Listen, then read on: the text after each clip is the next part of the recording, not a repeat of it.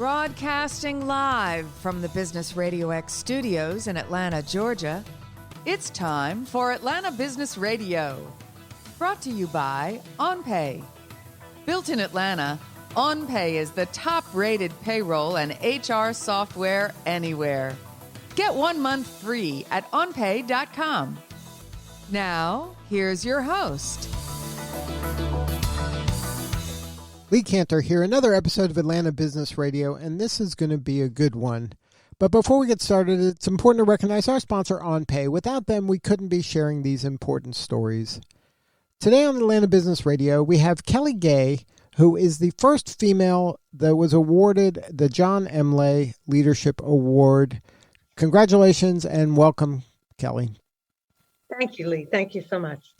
Now, before we get too far into things, can you let our listeners know a little bit about your career? It spans a year or two in the history of Atlanta, the technology scene, but you have such an interesting background. Can you share a little bit of the highlights? Yes, absolutely.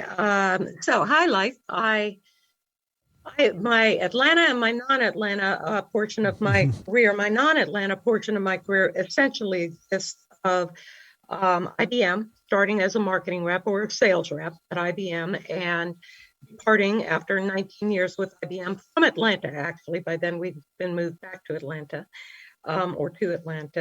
departing as the vice president of media and entertainment for IBM. And that meant serving the industries that made up media and made up entertainment, not dealing with the media in terms of marketing. So always field facing, always customer facing. Love that. And then in Atlanta, I have run 2 venture-backed companies and sold both of those to public companies. One was Knowledge Storm, one was OmniLink.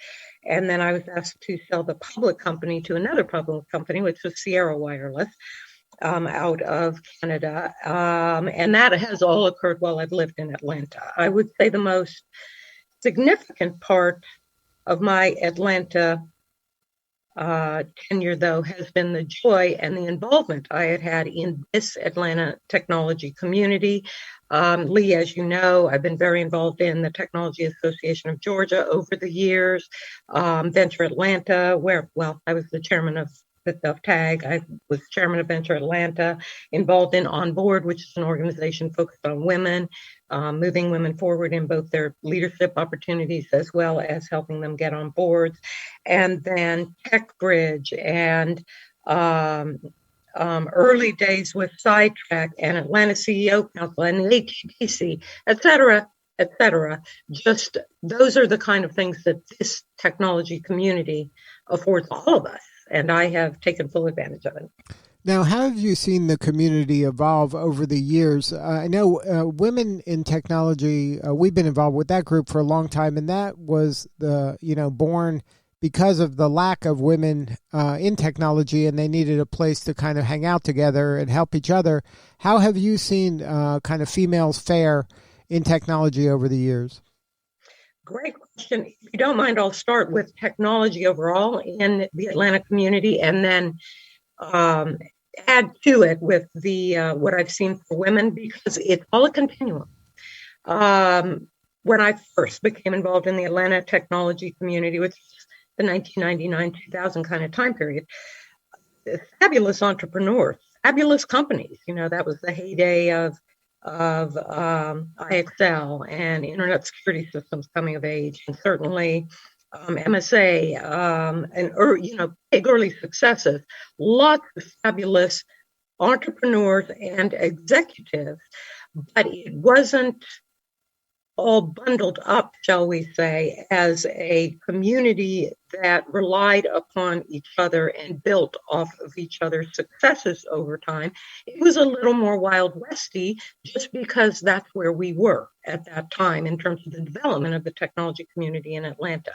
What I see now is a clear understanding by the leadership and the base technology base of people who work in this industry in Atlanta, a clear understanding we are all pulling each other up. Every company that succeeds pulls the rest of the companies up. Every venture firm that has a great exit or invests in a unicorn or leads a unicorn benefits the rest of the venture community by virtue of the airtime that it creates for the city and that investing community overall. The startup community, we are second only to New York, so I guess we're third, and San Francisco, but we're in terms of raw volume of startups.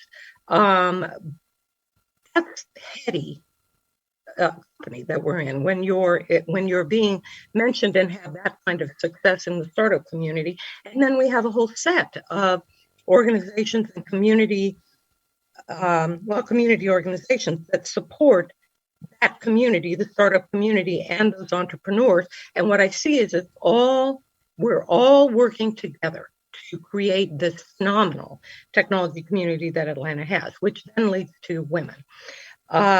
We have got so many talented, capable women leaders, women executives, women CEOs, women engineers. It can go on in the city. And I think the technology community, the business community overall, and our industry here in town have all rallied around. This needs to be a moment to start recognizing, and I don't mean with awards, I mean recognizing the talent and the contributions that not only women, but all underrepresented communities in Atlanta can contribute to our growth and our success and on the brand of Atlanta community, technology community.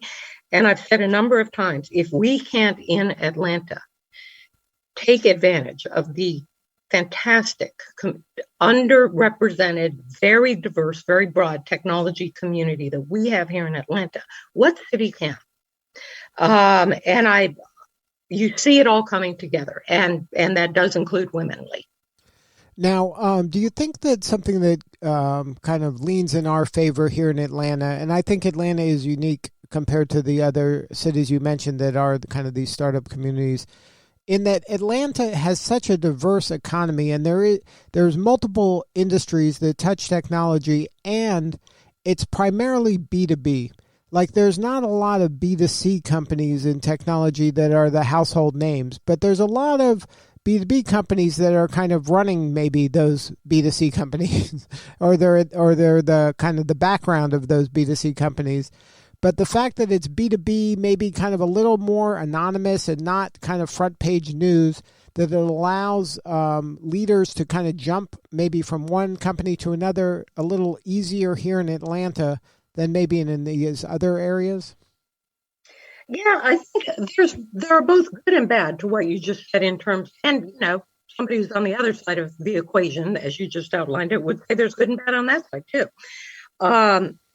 I actually don't think that this Atlanta technology community, in general, I don't think we jump jobs like in general, like you see happen in San Francisco. I do think there is a higher level of loyalty, we'll use that word, or commitment to what you're doing. And part of it is we're not as big as San Francisco or the New York communities because we're not as big a city in terms of technology. And the respect of the community matters, and your reputation matters, and people are aware of that.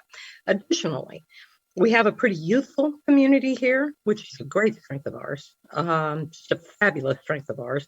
And many of them are joining smaller entrepreneurial companies where they can make a real difference. And then you're very invested in the difference that you make, and you become a critical part of the success of the company. And people aren't going to switch jobs when that's your situation. So those are the good things related to the B2B and the size and scope of what we have. You are right. We are more the things that make it all work. There's nothing wrong with being the things that make it all work, like Fintech being so big in this city, with us being the number one financial payment processing clearinghouse, Atlanta being the number one, Georgia really, because there are some outside of Georgia, so some outside of Atlanta, the number one payment processing clearing technology station, shall we call it, in the world. That's not glamorous, that's not fancy, but it generates billions and billions of dollars of revenue, much of which gets infused back into the Atlanta community. So I do think there are some things that no, we don't have the big retail names or the big consumer names that do give you a brand glow that's a little harder to come by when you don't have it. But to me, the B2B element fits with Atlanta overall. We're a very functional city. We're a very practical city. We are pragmatic in our approach. We're not showy in general as a city. It all fits together to me. Yeah, and I had a funny thing happen to me. I was doing a broadcast from Fintech South a few years ago, and that was a global conference, and people were coming from all over the world to come to Atlanta. And I would ask some of these people who were when they were leaving their country, and they were saying, "Hey, I'm coming to America for this big global fintech conference," and I said, when you told them you were going to Atlanta, did they know, like, what was their take on that? Because I'm sure their assumption was, oh, this has to be in New York or in Silicon Valley or in Boston. But Atlanta, for people who don't know, like you said, we're where all the action is in that space. But it's not just common knowledge, and it's frustrating. I remember at the time when you were beginning, Atlanta always had kind of a chip on its shoulder that, hey, why aren't we getting any of this attention? There's a lot of great things happening here. And it's like you said, when we're the people that are running kind of the companies that are making headlines, it's frustrating that we're not getting our due. But I think, just by doing the, grinding and doing the blocking and the tackling of the work, that it is starting to come, everything is kind of leaning our way nowadays. So many people are exiting and staying here and doing more to help the community grow. It's really kind of a golden age, I think, for the city when it comes to technology. I completely agree with you. And on a point you said about people growing and being successful and staying with the city, we're so fortunate that we have people willing to do that. That is how San Francisco became San Francisco, is in terms of technology, is this, wealth of knowledge and capability and expertise that stayed there and grew the next thing and the next thing. So we're very lucky on that. It is frustrating at one level that we have to beat the drum 7 times more loudly to get the due that we are worth as a city. That's bad in terms of the contribution we're making to certain industries. Technology is one, but communications is another. IoT is another, distribution technology, transportation. I mean, there are a lot that we're a great hub for. That's bad. The good of it, however, is that we don't have a tulip bulb bubble occurring, because everything is here in Atlanta. It's more rational, it's more pragmatic, it's a step at a time, a company at a time, a person at a time, and so it just generates a better result in terms of our growth. Yeah, like our foundation is strong and it's diverse, so that it can withstand a downturn in any one given market. We have enough infrastructure here that's going to support us. Yeah, you're absolutely right. And our infrastructure, we're a backbone to so many of the things that travel on the internet, just quietly in the background, being this infrastructure city that makes the internet work, makes companies work, makes payments work. I don't know that we mind being just this quiet, megatropolis in terms of technology and that contribution, because we wouldn't attract the companies that we have been able to attract to this city. All we were doing was yelling about the fact that we were here. Well, and you're seeing the ripples go beyond Atlanta in terms of the Southeast now, in Nashville and Birmingham, Chattanooga. There's other kind of areas sprouting in technology. And, we might have been a catalyst to get it going, or at least kind of have people looking in this area of the country at least. But you're seeing some of the ripples, appear throughout the Southeast.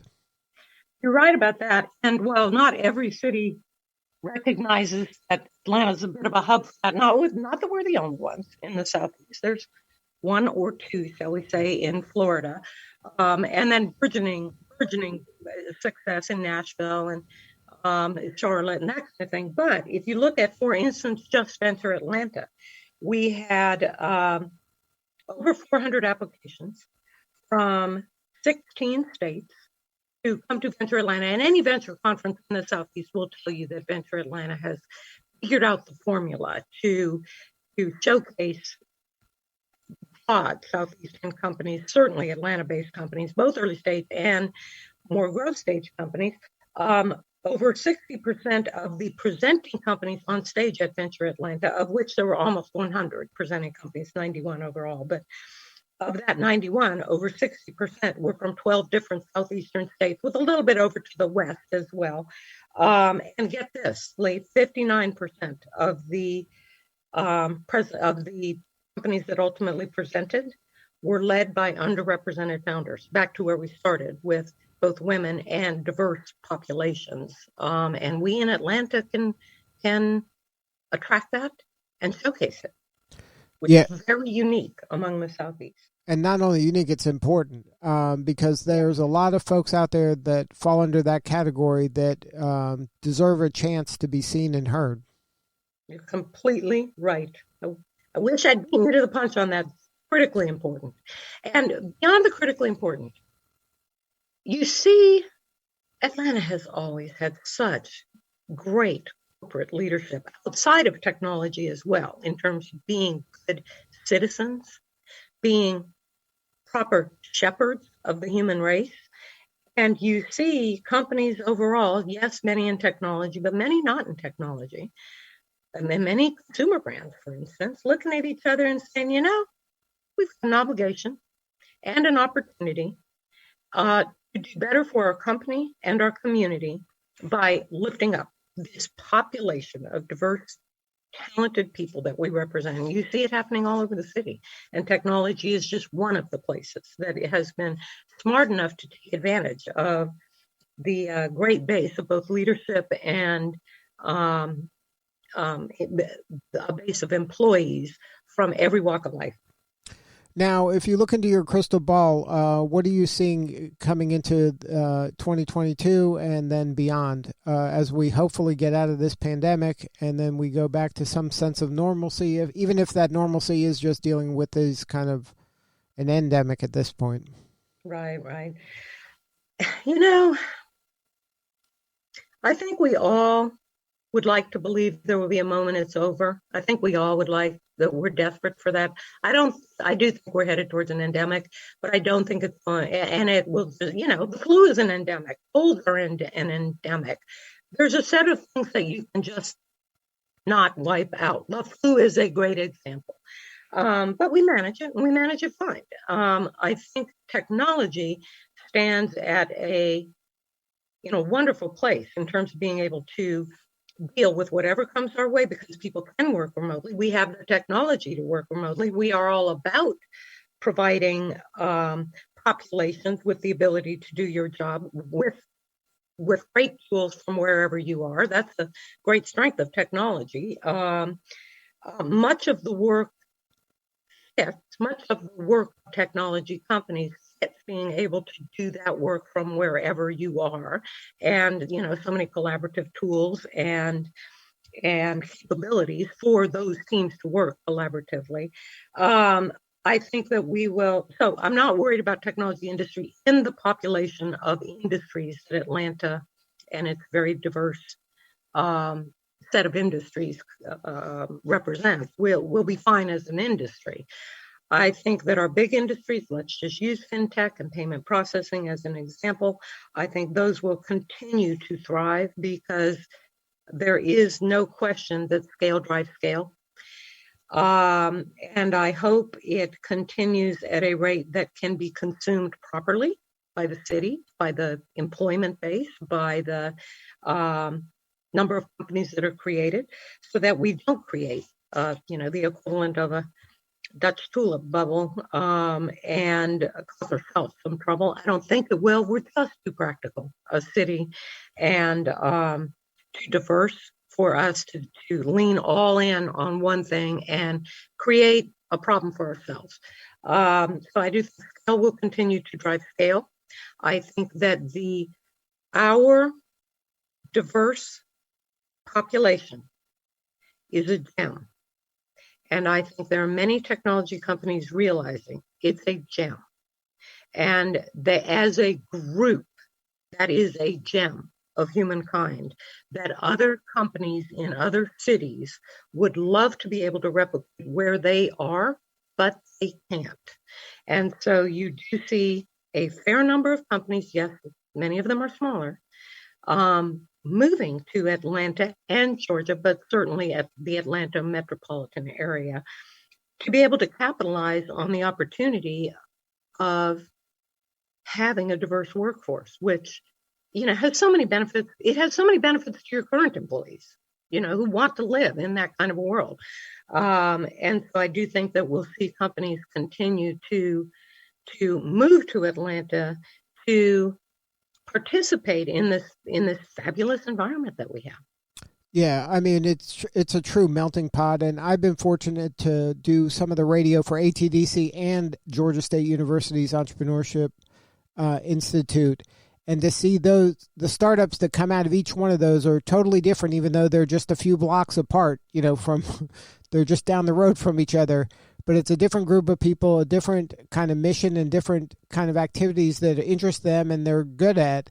And it's just fascinating to see them both have a place to grow and learn, and people are investing in them and helping them get to new levels. And I think that is, that raises all boats, that kind of effort and that type of collaboration. I think that's what we need here in Atlanta more of, and that's what the country needs as a whole. Mm-hmm. I completely agree. And you said an important thing, that the populations are different and the support and raising up is probably a little different, but the strength is in all of us. No one of us. The strength is in the diversity, and I mean that broadly, not just underrepresented communities. And that's an important point that you just made. Well, thank you so much for all that you do, and congratulations on the John Imlay Award. We really appreciate you and your work here in the city and beyond. And if there's anything we could be doing for you, please let us know. We think your work is important. Well, thank you. Thank you so much, Lee, and thanks for the time. All right, this is Lee Cantor. We'll see you next time on Atlanta Business Radio.